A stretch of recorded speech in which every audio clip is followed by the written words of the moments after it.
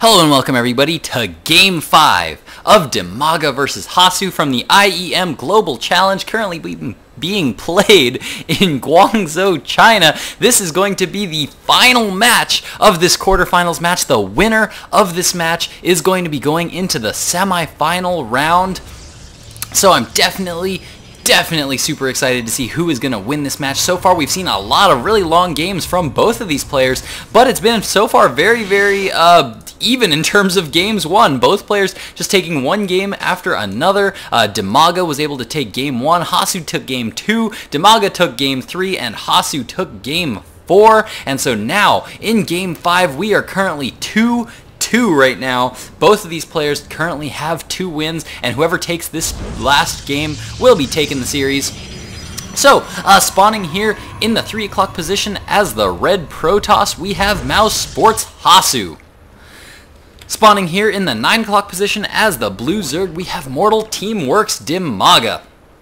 Now, we've seen some interesting styles from both of these players this entire game. Both players have been playing fairly standard in this tournament. mTwDIMAGA generally going for some Ling Muta style of play. Then we've also seen some Roach Ling style from mTwDIMAGA in several games. And from Hasu, we've just seen a big mix of gateway units, generally with a few Colossus in the mix. In some of the early games, he also did go for some Immortals. So, in Game 5, are both of these players, I mean, at this point in time, the thing is when you get into a tournament mindset, often, whoa, apparently Mr. Bitter left the game. Looks like he got disconnected out of this game at the actual, and yeah, looks like we are just going to be continuing. So, what was I saying? Yes, in the tournament mindset, a lot of times you can start to psych yourself out. Once you get to game 5, you know, you start to say, well, my opponent's already seen all these different builds that I have. So what is my opponent going to do? Is he going to continue to do similar builds that he has been going for previously? Or is he going to go for something different? Is he going to go for something crazy? Is he going to go for something cheesy?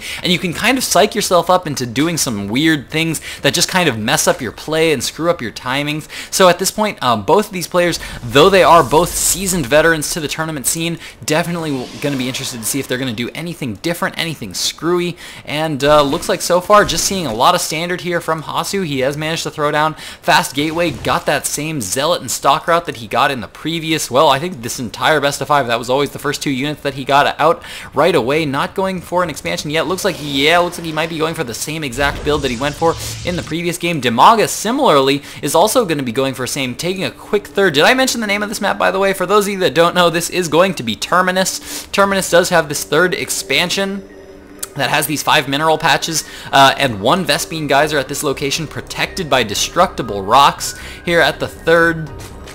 So it looks like mTwDIMAGA is going to be going for that fast third, taking a very fast third, as he did in a couple of his previous games here. So we're seeing a similar style, but for the first time ever, we're seeing Hasu actually push out with the Zealot and Stalker, which mTwDIMAGA definitely did not see in the previous games. He does have a few Zerglings here that are going to be able to force these units away. mTwDIMAGA definitely doing a little bit of micro there, pulling back the 1 weak Zergling, wants to save every single one of those units. Very smart. Good micro there by mTwDIMAGA. mTwDIMAGA, holy cow, getting a lot of drones currently out on the field, wants to get these 2nd and 3rd bases up and getting harvesters on them as fast as possible. Looks like Hasu is not yet aware of this 3rd base that is now down for mTwDIMAGA, and it looks like mTwDIMAGA is just going to be droning that up pretty heavily. Evolution Chamber now going down for mTwDIMAGA. No Roach Warren yet. In the previous games, he went for fairly fast Roach Warrens. This is very interesting. This is something I've been seeing mTwDIMAGA do all these games. He's been just grouping up all his overlords over one of his gas geysers. I'm not sure why he does that, but interesting. I guess it's just one way to keep track of your overlords and keep them nicely, tightly packed if you just have them. They're actually attack moving on the Vespene geyser. That's an interesting little move there by mTwDIMAGA. In the base of Hasu right now, we can see that he has taken his natural expansion, throwing down a couple of gateways here, making a nice little wall off here to his base. I think there might actually be a little bit of a gap there that mTwDIMAGA could actually slip through with some Lings there, but he'll be able to force field it off with those sentries. As we can see, he went for a very similar style as he did in the previous game, getting up those sentries, giving him the minerals necessary to get that Nexus up. In the meantime, continuing to just macro up more forces, getting up more gateways. Currently, the warp gate count is currently at 3. Looks like he's getting a 4th warp gate right now as well. Expect to see a Robo here coming down pretty soon if he's going to be going for a similar build as he went previously. We do have a Forge coming down. Hasu has definitely been favoring a lot of upgrades in this best of 5. definitely been liking that very, very much, and been generally playing very, very passive, and just kind of sitting back, playing passive, scouting his opponent constantly with these hallucinated phoenixes, which he is doing again, and just kind of sitting back until he gets that 170 to 200 food army, and just pushes out. Once he's got a lot of units with a lot of upgrades, definitely very, very safe style of play. Works very well against Dimaga, who definitely goes for a much more macro style game where he kind of sits back and drones up very, very heavily in the early game. As we can see, he's already almost fully saturated, I think, on 3 bases. All he needs is a few more here for this gas, and he will be fully saturated. Yeah, gonna need a few more now on those minerals. Spine Crawler going down as well. Needs to get an Overlord over these destructible debris to start watching, and we can see that it looks like Hasu is going to be pushing out just a little bit here, maybe going for a little bit of early aggression here, going for a little bit of a change up in his style, and looks like he's actually taking his 3rd expansion fairly quickly here. Now again, this isn't a full 3rd expansion, so it doesn't quite count as a full 3rd, but it is going to give a bit of an extra boost to both of these players, and it's a fairly safe boost to take. As we can see, there we go. Now Dimaga does have that Overlord watching those destructible debris. He'll be able to just barely see those destructible rocks going down if he's very careful and checks on it frequently. In the base of Hasu right now, we can see that a robotics facility has just now been plopped down, as well as that Twilight Council. Might be going for that Blink upgrade, just because Blink Stalkers, well, they served him very, very, very well on Metalopolis. Definitely wouldn't be quite as good on this map, just because there aren't quite as many ledges. This ledge is definitely one that's very, very popularly used by Blink Stalkers. You can definitely blink up onto this ledge, sneak up into that main quite easily, but as you can see, once you're in the main, you're kind of trapped. There's nowhere to really blink back down again. You kind of have to go back out the way you came. So Metalopolis has a lot of really, really wide ledges that you can blink up onto. Definitely not quite as much of an option on this map. But looks like we do have some Zerglings now moving in. Nice positioning there by Hasu, able to trap a bunch of Lings there with those force fields. Pulls that Zealot back against the wall so that those Zerglings aren't able to get a full surround, and he doesn't even manage to pick off that Zealot. So nice little bit of control there from Hasu. Looks like in the meantime Hasu's going to be sending out another Phoenix. Absolutely love this play. It just flows so well with what he's going for. Right now he gets those very, very early sentries, and so because he's not being aggressive with them, he needs to do something with the energy on them, and one thing that he can do with the energy on them is get those Phoenixes and get a lot of very good scouting information. That's exactly what he's doing, as he's checking out the exact composition that Dimaga is going for right now. Dimaga continuing to spread creep like a beast. As I said before, I absolutely love Dimaga's creep spread. It's so, so good. Now, we do have some early infestors actually now coming down for Dimaga. Pathogen glands being researched on the way. Somewhere around here we've got evolution chambers that are researching that +1 melee attack upgrade, as well as that +1 ground carapace as well. 3 infestors currently on the way. Zerglings being created right now, so it looks like we're going to be seeing again that Roach, Ling, infestor mix that we saw from Dimaga in a couple of his previous games in this match. But Hasu's starting to look like a very scary force right now, as he's got a lot of Stalkers right now growing, a lot of sentries, another hallucinated Phoenix. Check out all these hallucinated Phoenixes from Hasu. I absolutely love this. Staying very well informed, and now we finally do have Colossi on the well for as well on the way here for Hasu. Blink currently being researched as well, +2 ground weapons also being researched at the moment. Looks like he's going for a very, very similar build as he went to in the previous games.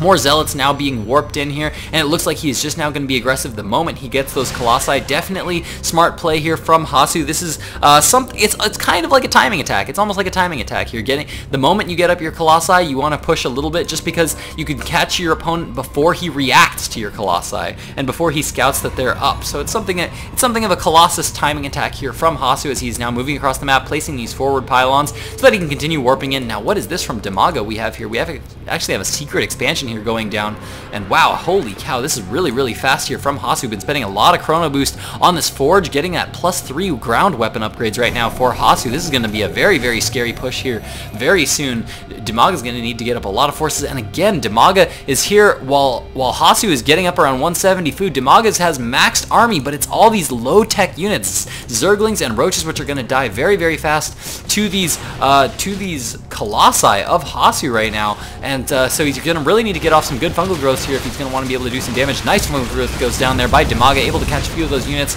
off guard, but it looks like he needs to pull back right away. Oh no, one infestor does go down. I think that infestor actually had quite a bit of energy on it too there. That's going to be one critical fungal growth gone, and a nice force field's going down here for Hasu, able to catch a lot of those infestors and a lot of those zerglings in those force fields and able to get a lot of free kills. In the meantime, dIMAGA trying to throw up a lot of spine crawlers here. He needs to be able to get up a lot of them very, very quickly because, again, he has too low tech right now. Spire tech is currently still on the way for dIMAGA. He's not going to be able to have corruptors up here for a while, so he's not going to be able to have a good reaction to this Colossus timing. So this Colossus timing attack is actually going to be very, very strong here against dIMAGA's forces. +2 melee attacks coming up right now, but these units are about to be +3 another 100 seconds or so. That's about another minute and a half in StarCraft time, and these units will all have +3 upgrades, and that is going to be a very, very strong push there for Hasu. It does look like he is waiting for that +3 ground weapons to finish before he commits to this attack. Greater Spire now coming up here for dIMAGA. Hive Tech is already up. Greater Spire on the way, but he really needs to get some Corruptors out soon to be able to deal with all these Colossus. Nice fungal growth there going down, but is it going to be enough here? All the forces of dIMAGA now moving in. The food count is dropping ridiculously fast. The forces of dIMAGA are dropping so fast to all these Colossi and all of these Stalkers, which are about to be +3 in upgrades. More forces continuing to be warped in here from Hasu, and this force is looking really, really scary. How is dIMAGA going to be able to handle this? Corruptors are currently on the way there. Still another 30 seconds out, though. One queen is just barely going to be kept alive there. Nice transfuse goes down there on that spine crawler. dIMAGA frantically trying to get up as many forces as he can, trying to throw down as many spine crawlers as he can to be able to hold off this attack. In the meantime, Hasu taking another expansion. Definitely a smart move considering he is now maxed at 200 food, needs to be spending that money on something, and expansions are definitely something that's good to be spending money on. Fungal growth's going down on all the units, pinning all the zealots back. Nice fungal growth there, but will it be enough? I don't think it is, as all these force fields are now going down, splitting up all the forces of dIMAGA. Corruptors just now coming in, trying to focus down those Colossi, but more Stalkers and more Colossi streaming across the map right now, and I think Hasu is in a fantastic position to take this series right now. Corruptors coming in, trying to take out these Colossus. A little bit of a bad rally there, as now he's losing all of his Corruptors, and Hasu now pushing in with such a ridiculously strong force now, moving across the map. 150 food to 130 food of dIMAGA. Hasu looking like he is in an absolutely fantastic position right now. More roaches streaming across the field, but these roaches are definitely not going to be good enough against these Stalkers, which currently have that +3 weapon upgrade. They're going to be so good against these roaches right now.